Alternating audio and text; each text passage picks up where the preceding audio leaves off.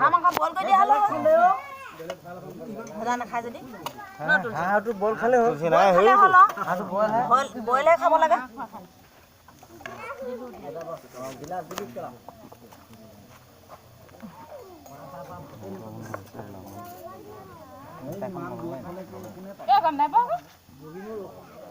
আমালে মাংস নাপান ঠিক নাই দেই কচু